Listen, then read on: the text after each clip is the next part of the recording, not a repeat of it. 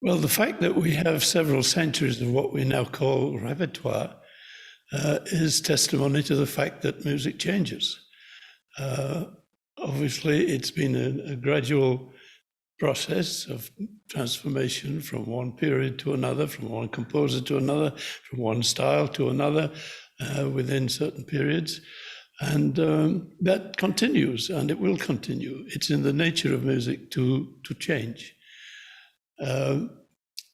Changes bring with them sometimes upheavals in many different ways, and particularly in terms of listener preference. And there's nothing wrong with any listener, willing listener, that wants to listen particularly to a certain period of music or even a certain composer. That's wonderful.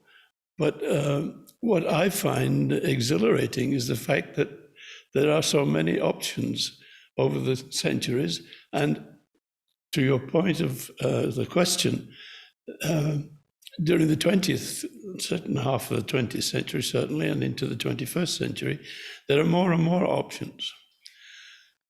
However, I've spent 70 years at least, particularly working with my own series of changes, which inevitably are very different now.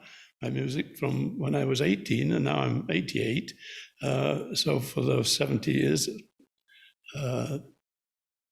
stylistic changes have occurred, preferences, skill level, experiences that influenced the choice of music when one is composing and the process of it. And so I don't feel I never have felt any necessity to join in the flavor of the month. My own life has been a gradual transformation of my music, and that is who I am. And so in a sense, I've not been affected by external things of that kind, but by the very nature of the need to make music and make it live and vital, it has changed.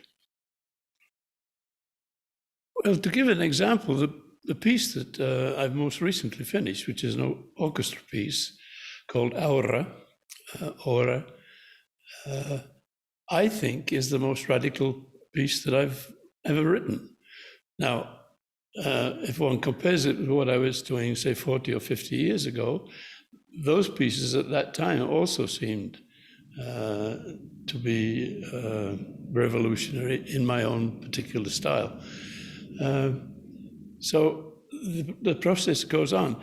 I think it's important for anybody listening to my music. I wear on my sleeve my inheritance. I mean, there's no question that Debussy, for example, is the most important composer for me of any, given that I love a vast amount of music of all periods and styles and so on. But my own particular musical language is derived from my study and my perceptions of what Debussy was as a radical composer in his own time. I've often said, particularly to my students when I was teaching, that in a way he was the father of new music, which is not to deny the importance of Stravinsky and Schoenberg, etc., and all of the turn of the century revolutionaries. But there's something about Debussy's music which is both revolutionary and is able to carry tradition along with it without destroying it. And that's always appealed to me.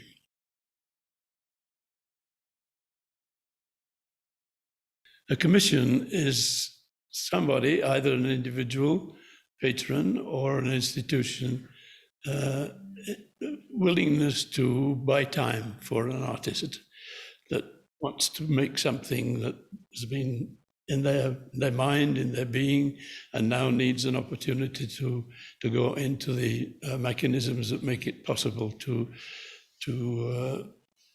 it to appear in concert for an audience. So that's not a trivial matter. It's a very, very important part of being a professional composer, that you are paid for your time, and your time is close. Sometimes Though I think in my case, and probably in many cases, there aren't too many restrictions imposed on me. Obviously, only by the nature of the ensemble that's in question. But in terms of duration, yes, they might say we want a 10-minute piece. You can go to 20 minutes, 35, or go unlimited. But in general, I'm always working in my mind, even when I'm not in my studio working, on some musical idea or other. It's, I think, one of the things that makes people wonder whether I'm paying attention when they're talking to me, because I'm drifting off in various directions, and they think, But so it's that opportunity then, when it comes,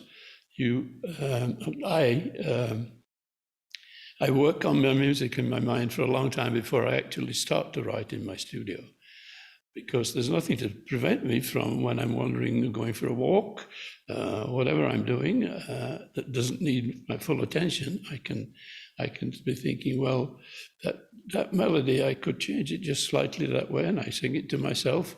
And when I'm working in my studio, I also sing and dance and work around, and sometimes at the piano, sometimes not. So that's basically the process, and I'm acutely aware that I'm writing for myself. Now, when you say that to people, they say, "Oh, well, that's the esoteric attitude, academic attitude." Not at all. If I can't be honest to myself about my own music, why the hell should I offer it to somebody else and deceive them? That's not the question. So I try to be as honest to my promptings as I possibly can, to be as technically elegant and clear, precise. One of the things I will compliment myself on is that when I go to rehearsals, whether it's with an individual or whether it's a massive orchestra, there are usually very few questions, because I've developed the skill to be able to say, this is it, and play it as... There's always, of course, that area of interpretation, but that's very, very limited. And I think the more precise the offering is, the better is the opportunity for the interpreter to know what to bring to it from their own musical gifts.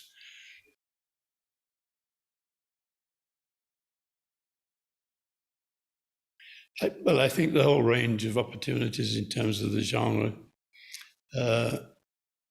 is limitless, tying to what I said earlier about music changing. But yes, I have, above all, a preference. I love orchestras. I grew up with the Halley Orchestra just after the Second World War, conducted by John Barbirolli, then before he was knighted.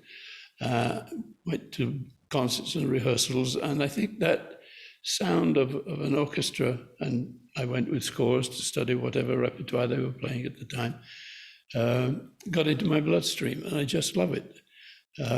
Now, one can't know all the members of an orchestra, except, for example, when I was 7 years with the Philadelphia Orchestra, I knew every member of that orchestra personally. They were friends.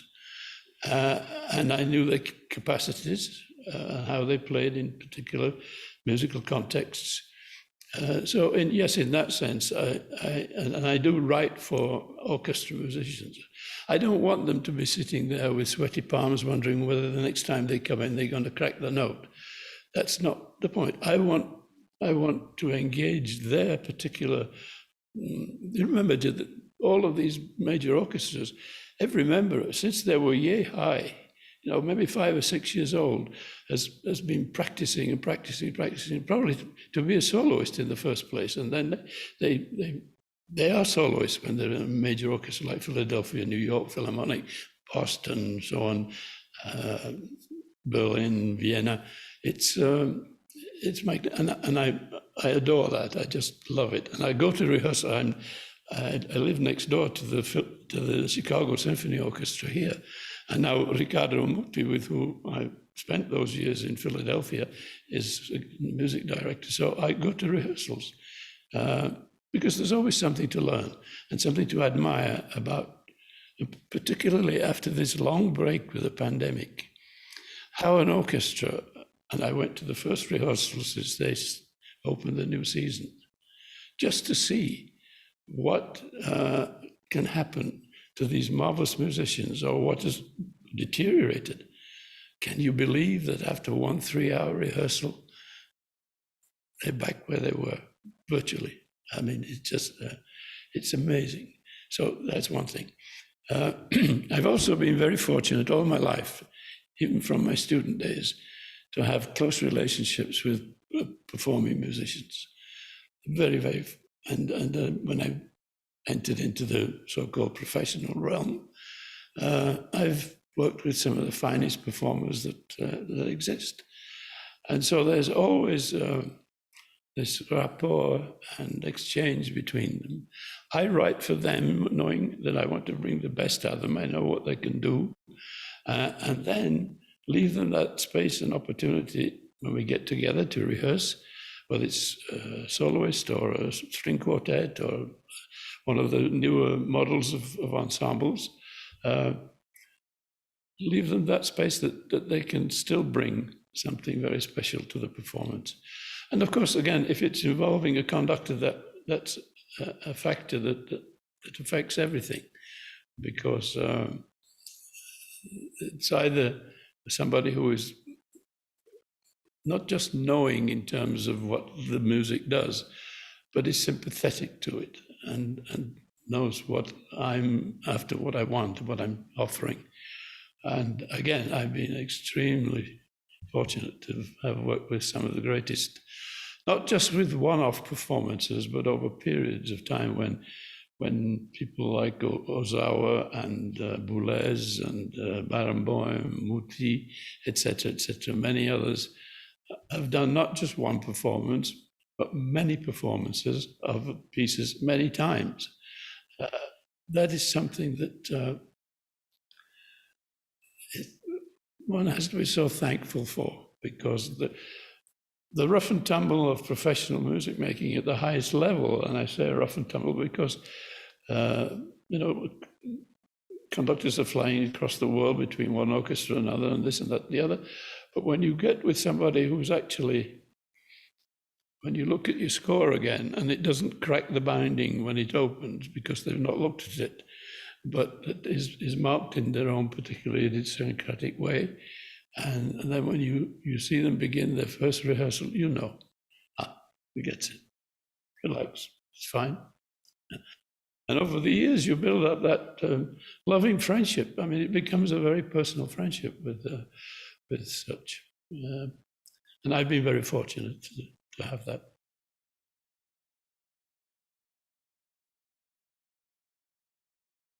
Well, I think the, whatever it was, 18 months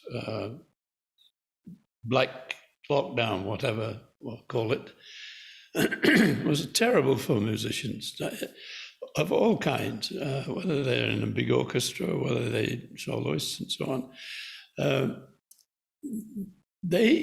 Musicians in general depend on the relationship to their colleagues. They love to make music together, whatever the ensemble genre is.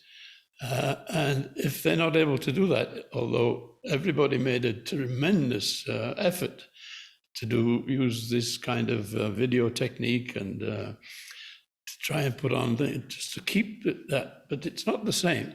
There's something very special about just going to a particular meeting point, taking your instruments out and tuning and chatting and then getting down to work. And that closeness, because they hear what their colleagues are doing, either through an orchestra or just even between the duo. And that listening process live is crucial to them. So it was miserable in many ways, and a lot of very fine musicians have struggled even to find work, supplement their meager income. I think hopefully everything will come back to normal. Will be a kind of normalcy. But there will be, I think, added advantages that we've gained through having to invent or imagine new possibilities. Maybe some composers will use this kind of medium, although many already did prior to the pandemic. I'm not a techo at all. I know nothing about the technology. I'm absolutely clueless. And so I've never been involved, except very tangentially many years ago in electronic music, just because I was fascinated to just explore, and quickly realized that the exploration ended very quickly because my brain doesn't work that way. But I think that there are many other possibilities, and how a performance can again projected through the various technological media to audiences. Whether that affects numbers in the concert halls, I don't know. But I think there'll be a gradual working back, because no matter how you receive the stimulus of music that you love, I think there's nothing that would get in the way of that, whatever the medium to which it's transmitted. No, except to say that I'll soon be lurching my way to 90 years of age, and I'm lucky to have good health and lots of ideas of things that I want to make. And I plan to make them, and I plan to be there for whatever 90th celebration anybody comes up with. It's even difficult for me, after all, at this age, to think that I've spent my life since I was a teenager, a very young teenager, in music. And how blessed can one be to have not just a professional occupation, but a total life's involvement in what one loves most. And I've been so fortunate.